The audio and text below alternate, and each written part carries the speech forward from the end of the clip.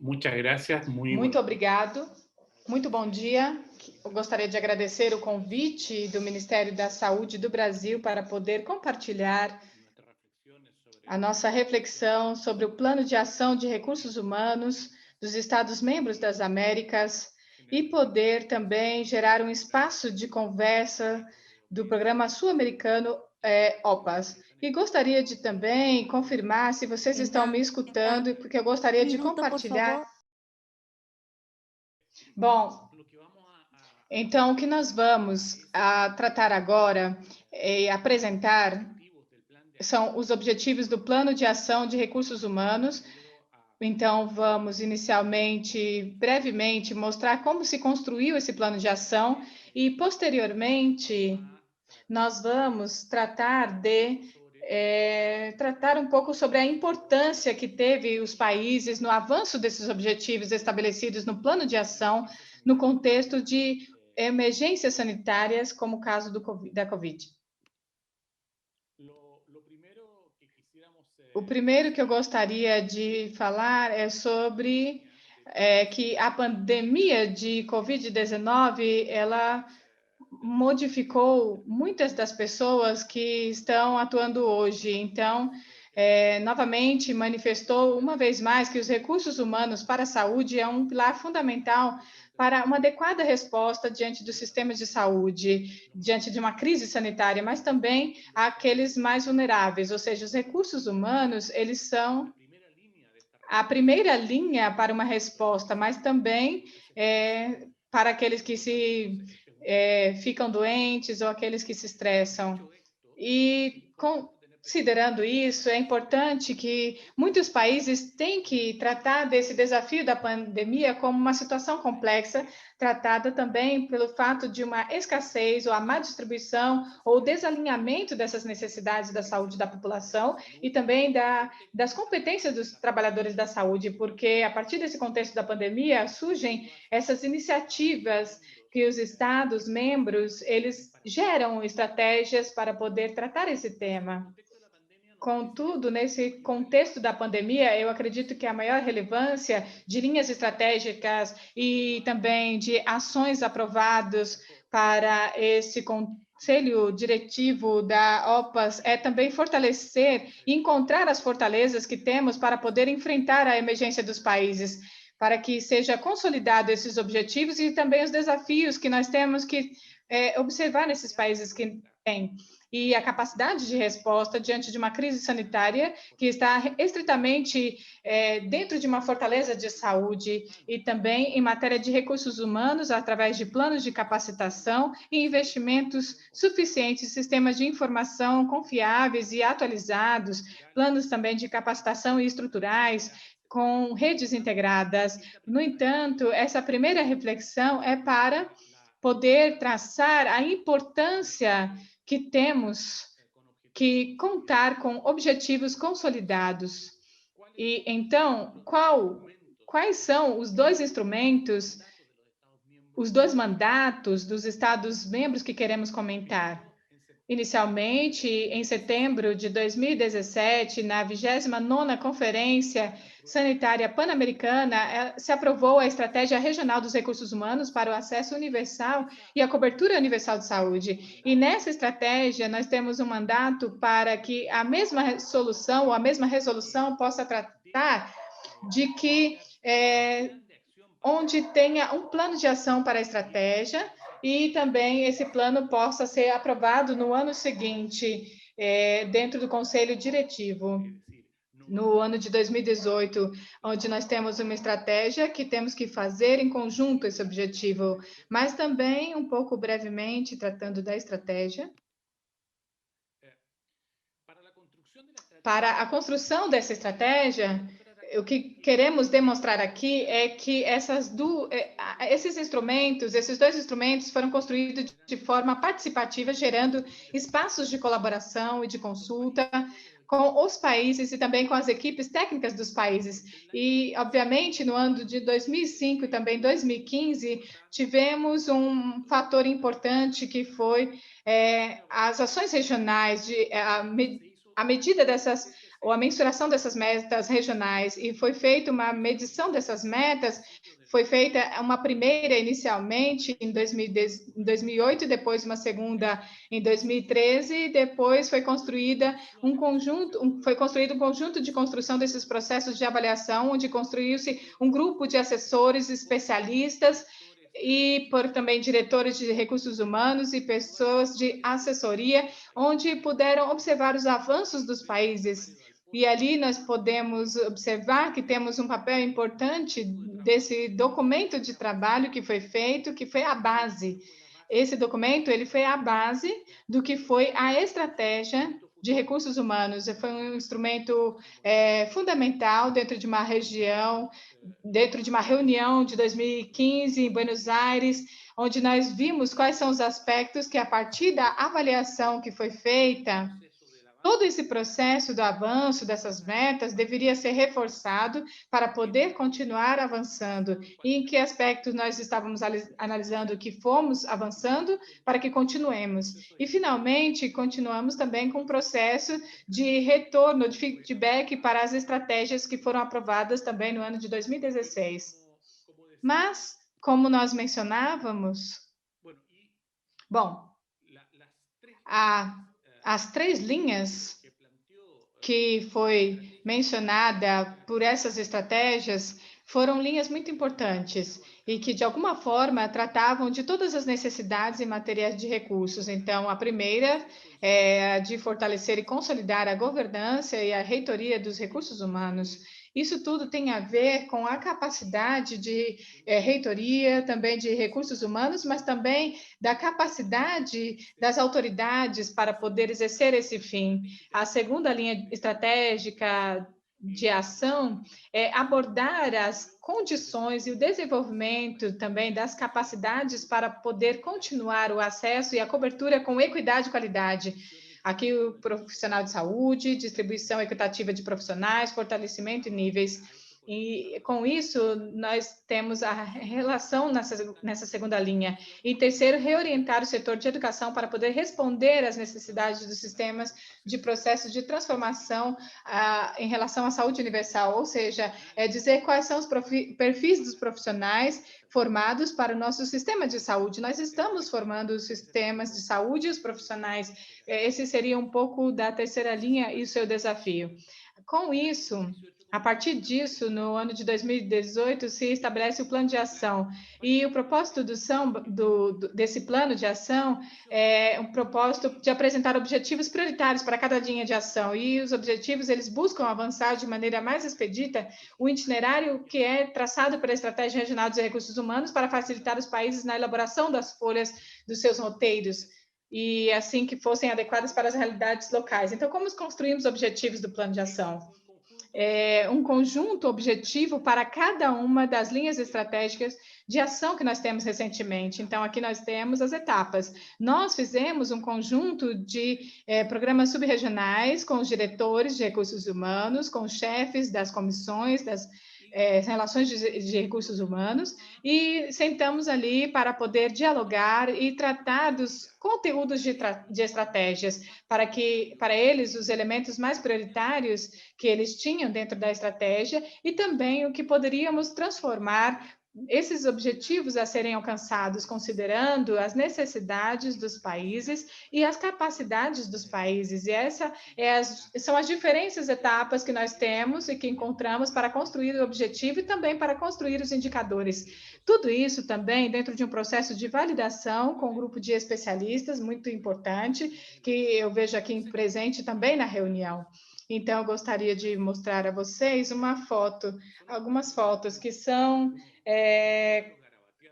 algumas ações realizadas para poder explicar um pouco como construímos isso. A estratégia é que nós temos a estratégia de parágrafos numerados, porque assim, quando se faz um processo de diálogo com os países, esse parágrafo 19 e 20, para poder facilitar um pouco o trabalho de diálogo. Então, o que fizemos? Cada estratégia, cada parágrafo tem um chamado aqui de ação que tem um tema a ser tratado. Então, nós pedíamos aos países, aos representantes desses países de subregionais de trabalho, que estabelecessem quais, no ponto de vista deles, quais dos três parágrafos dos conteúdos que eram tratados, os mais importantes para os seus respectivos países e os que eles tinham mais capacidades para avançar. E cada país, então, ele colocou aqui no quadro, no caso dessa tabela à direita, vocês veem que nós temos aqui a coincidência que tem no trabalho que foi feito e cada país estabeleceu a sua prioridade. Vejam, aqui vocês podem observar que temos alguns parágrafos na primeira linha, na ação estratégica, e na segunda, o parágrafo 24, na terceira, o parágrafo 32, e isso foi bastante coincidente em todas as expedições, porque a partir dessa priorização, dessas prioridades estabelecidas dos países, foi possível construir esses objetivos do plano de ação, que obviamente gerou um vínculo, ou seja, uma representatividade na necessidade de prioridade dos seus próprios países. Então, aqui nós temos os objetivos, que são 10. 3 para a primeira linha de ação da governança e 4 para a segunda linha de ação, que tem a ver com acesso pessoal de saúde, e também 3 para a terceira linha de ação, que tem a ver com o tema da vinculação de saúde.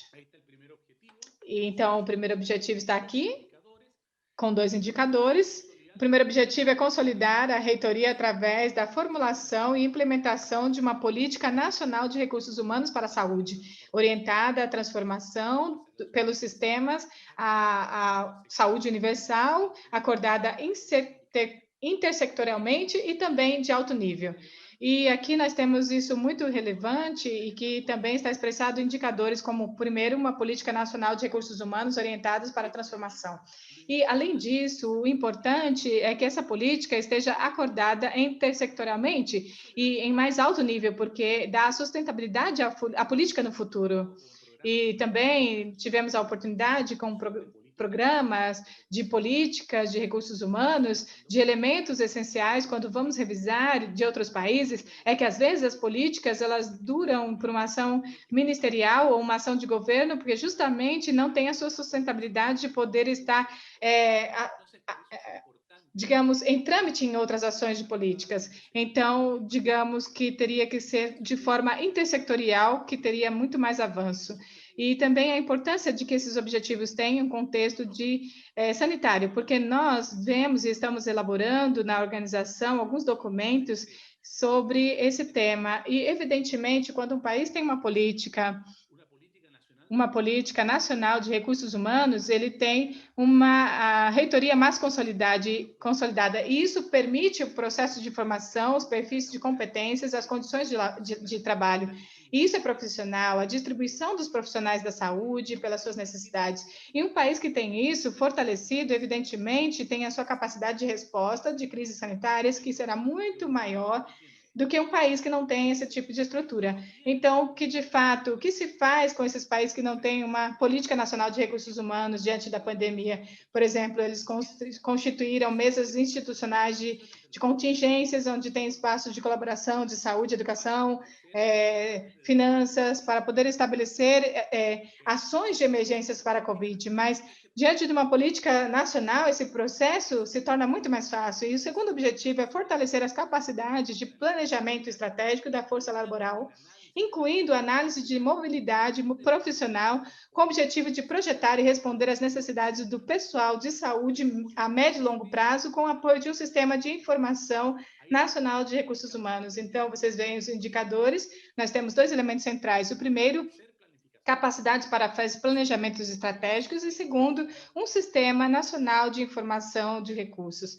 Ou seja, evidentemente, em um contexto de crises, os países que têm esse tipo de estrutura confiável e disponibilidade de ação desses países, com o que se conta para poder enfrentar a emergência, um país que tem essas necessidades dos recursos humanos para atendimento de estratégia, e, obviamente, um país que tem um sistema nacional de recursos humanos, de informação sólido e confiável, vai ter e já teve uma resposta diante da crise fundamental. E isso vai continuar diante do que foi feito no Brasil, por exemplo, na organização do seu pessoal. Isso é importante, contar com projeção de necessidades coletivas onde estão as pessoas. Ou seja, o que foi feito com esses países que não tiveram? Eles tiveram que fazer levantamentos com equipamentos de atenção, com dados básicos que podem ser considerados com grupos ocupacionais de enfermeiros, técnicos, com níveis os quais, eles, por exemplo, se eles tivessem esse tipo de estrutura, teriam muito mais eficiência nas suas ações. E, por último, nós temos um terceiro objetivo da primeira linha de ação, que é ampliar o investimento público em recursos humanos da saúde, melhorando a oferta de emprego e condições de trabalho, especialmente no seu primeiro nível de atendimento. Aqui, esse objetivo que foi traçado para a necessidade, para a ampliação do investimento público, isso seja refletido em grande oferta de emprego, maior oferta de emprego, especialmente em condições melhores de trabalho. A pandemia, nós vivenciamos em todos os países que tiveram menores investimentos em recursos humanos, tiveram, digamos, uma falta de pessoal, digamos, adoeceram diante da pandemia. É importante, é necessário, a necessidade é de contar com pessoal de saúde que esteja permanentemente na agenda de trabalho e onde todos os países possam ter esse estabelecimento. E os países que tiveram menos recursos, em resposta à pandemia, tiveram dificuldades, e aqueles que não tinham também um plano especial de contratação tiveram que investir mais em pessoas para poder melhorar a resposta diante da pandemia, e isso significa um melhor investimento. Ou seja, agora o importante é ver como os gestores de recursos humanos aproveitam essa oportunidade para poder continuar tratando da importância que tem contar com pessoais capacitados para poder enfrentar esse tipo de emergência e esse tipo de desafio da saúde em geral. Bom, vamos então aos objetivos e indicadores da segunda linha de ação. O primeiro é promover uma adotação equitativa de retenção do pessoal de saúde através do desenvolvimento de uma política de incentivos profissionais e econômicos que se considerem de uma perspectiva de gênero, que seja de acordo com as necessidades específicas da comunidade, especialmente das áreas atendidas. Aqui nós temos elementos importantes. Primeiro, nós precisamos políticas que permitam que o pessoal de saúde, os profissionais cheguem onde as pessoas não chegam, e isso requer que o país estabeleça políticas públicas e que essas, além disso, além de incentivos econômicos e desenvolvimentos também, que de forma é difícil que esses profissionais possam chegar, mas em outros países em geral se avançou muito em ter uma relação do pessoal de saúde, em média, mas se você analisa de modo descentralizado, você percebe que muitas regiões e muitas zonas dos países, em outras áreas, ainda tem uma má distribuição desses pessoais de saúde, ou seja, médicos, enfermeiros e agentes, porque ele se concentra nas grandes capitais e nos grandes centros, e é impossível contar com esses mecanismos. Então, por exemplo, o caso do Brasil, que se fixou esses profissionais nessas áreas, isso é importante. No tema da pandemia, nós vimos e analisamos que em muitas áreas foram produzidos os grandes surtos importantes, porque não havia um pessoal de saúde suficiente nessas áreas. Então, os profissionais adequadamente distribuídos, teremos uma resposta integral para o sistema de saúde, evitando inequidades geográficas e a gestão das emergências. Muito se fala de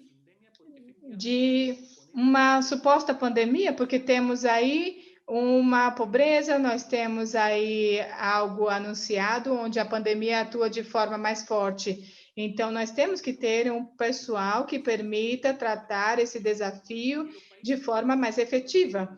E há países que não têm uma boa distribuição, onde nós temos uma transição desses destinos, onde tem uma cobertura pessoal, onde nós tínhamos que buscar pessoas da saúde para ir até essas zonas, ou até essas áreas para poder tratar os temas. O próximo objetivo é formar equipes interprofissionais em primeiro nível de atendimento, cuja combinação de competências permite a abordagem integral e a capacidade resolutiva dos problemas de saúde, com um armazenado intercultural de determinantes sociais de saúde. Aqui é importante uma equipe interprofissional, ou seja, quando nós analisamos as estratégias para poder enfrentar a pandemia, essas estratégias são orientadas para a transabilidade, ou seja, para atacar o vírus antes que cheguem aos hospitais.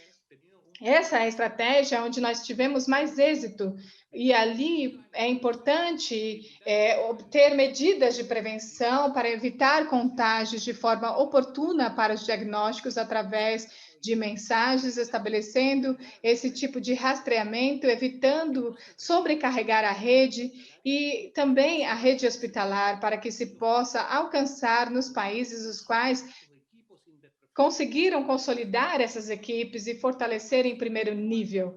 Os países que, infelizmente, não conseguiram fazer isso ou optaram por outra estratégia, então, tiveram muito mais amplitude do vírus nos hospitais, muito mais problemas, mas se nós tivermos casos em que países incorporaram, por exemplo, aos trabalhadores comunitários com a devida capacitação para poder ir em busca dos contágios e preveni-los em espaços de promoção de saúde. E esse é um tema também muito importante entre as equipes interprofissionais. O terceiro objetivo dessa segunda linha de ação se refere a formular e implementar uma regulamentação do exercício profissional que permita o máximo de amplitude das competências dos profissionais de saúde, com o objetivo de ampliar a cobertura de acordo com a qualidade de atendimento e também dos modelos adequados de coordenação e supervisão dos indicadores. O que significa isso? Significa que, num contexto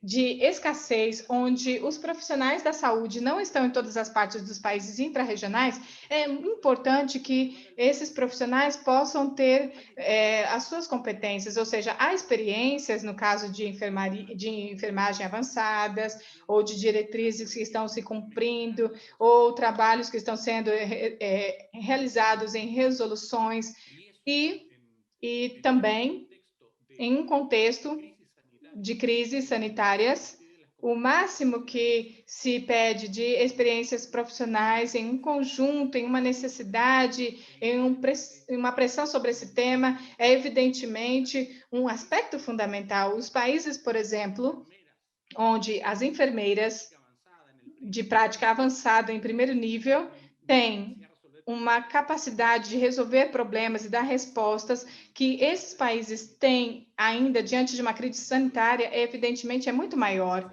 E isso se reforça porque os países que não têm regulamentos que mostrem a ampliação desses profissionais, porque o fato estabelecido de forma transitória para ampliar esses profissionais, obviamente, com mecanismos de previsão ou de supervisão, permitam a ter mais capacidade de resposta diante da pandemia. O quarto objetivo dessa linha e está vinculado ao tema da migração. E também o objetivo diz que seria melhorar o diálogo e as alianças ou as parcerias, incluindo os ajustes multilaterais e bilaterais, a fins de abordar os desafios de migração do pessoal de saúde e fortalecer os sistemas de saúde. E o tema em relação à estratégia e também ao plano de ação foi traçado pelos países caribenhos. Vocês sabem que os países do Caribe têm uma capacidade de formar muito pessoal, especialmente em relação à enfermagem, e também aos pessoais capacitados que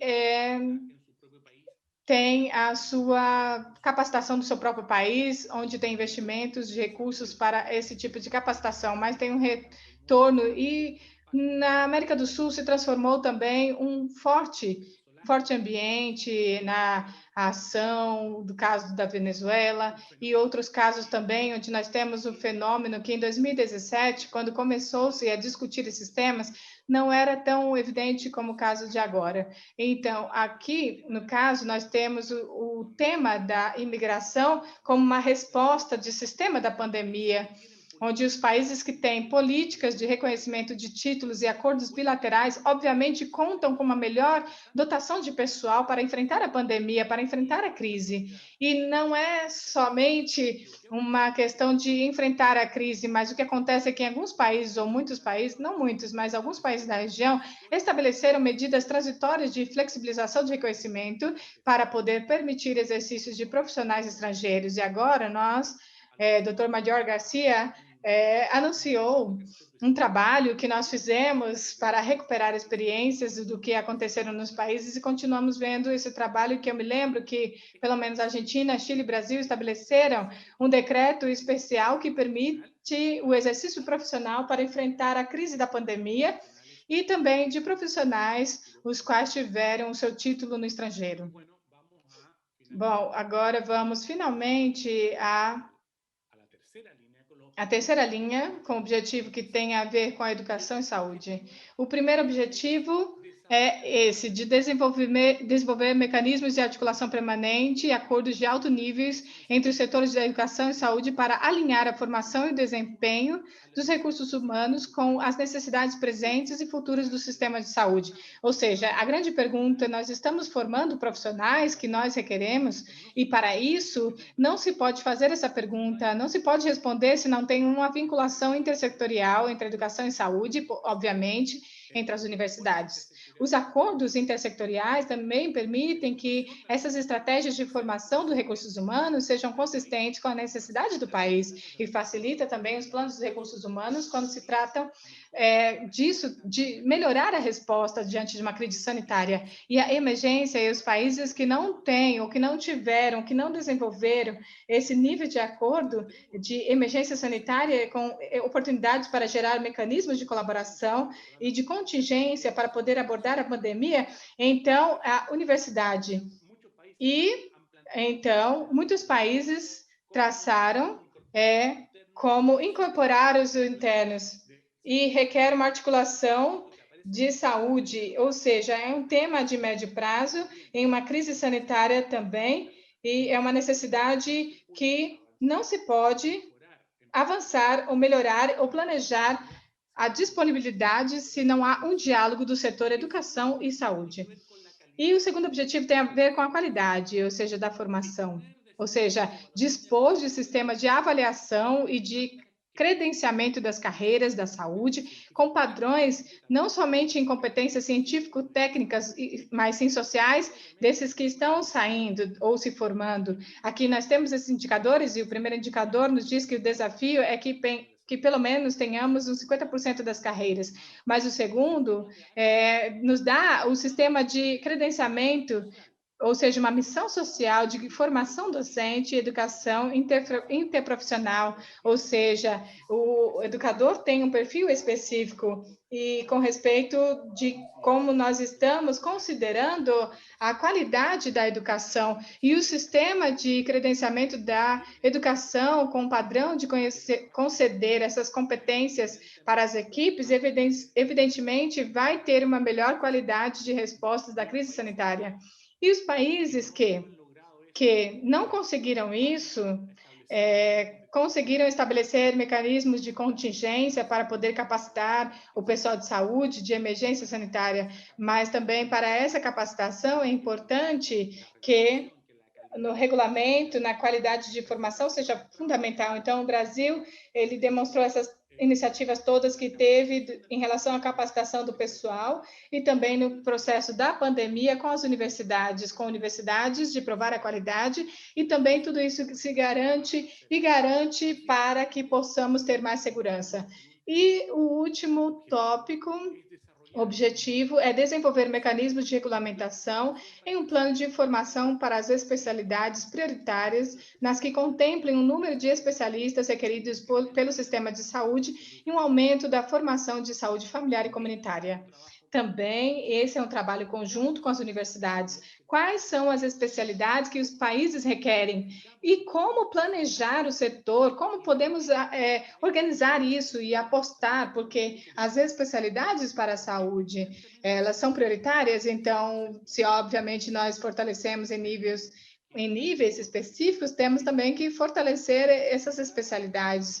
E aqui, entre os palestrantes, está Gilles Dussault, que é do Canadá, e de Quebec. E Quebec tem uma experiência excelente de como se organizam os diferentes atores para planejar as especialidades que o município ou o estado precisa para o futuro. Então, por exemplo, para confirmar ou não, pelo menos há 2 anos, 50%, há 2 anos atrás, há 2 anos nós tivemos as experiências dos médicos de saúde familiar e comunitária, e 50% das residências que foram feitas eram para a saúde sanitária, familiar e comunitária. E, diferentemente de outros países, como o caso do segundo lugar, nós temos a articulação da rede. O articulador da rede também, inclusive os hospitais, tem um rol fundamental.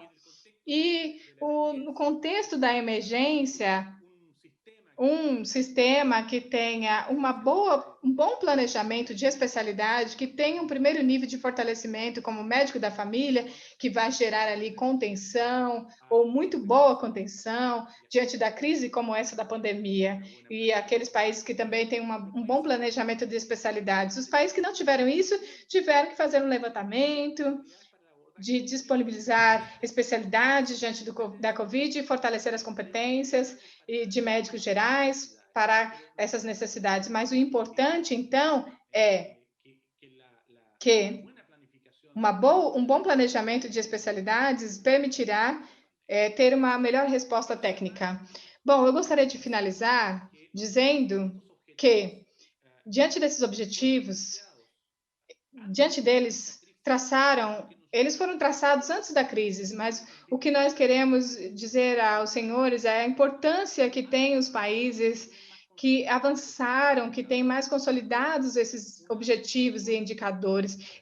Com isso, eles conseguem ter melhor resposta diante da crise sanitária. E aqueles que têm um melhor desenvolvimento, eles podem avançar e diante dos desafios, porque nós temos desafios para avançar e, evidentemente, essa crise sanitária nos abre a oportunidade de valorizar, primeiro, a importância dos recursos humanos, e a mensagem fundamental é: não nos esqueçamos de quando aconteça isso, porque aconteceu, nós não podemos nos esquecer do pessoal de saúde nessas crises. Não nos esqueçamos de quando as pessoas, elas nos aplaudiam nos bastidores, eles não podem se esquecer desses temas, porque nós temos que ter um pessoal fortalecido, bem distribuído, bem capacitados nos lugares corretos, com uma boa ligação com centros formadores, políticas sólidas e uma boa reitoria para a próxima crise, nada será igual como foi a essa. Porque é isso que gostaríamos de contribuir. Agradeço a possibilidade, a oportunidade e estou à disposição. Obrigado.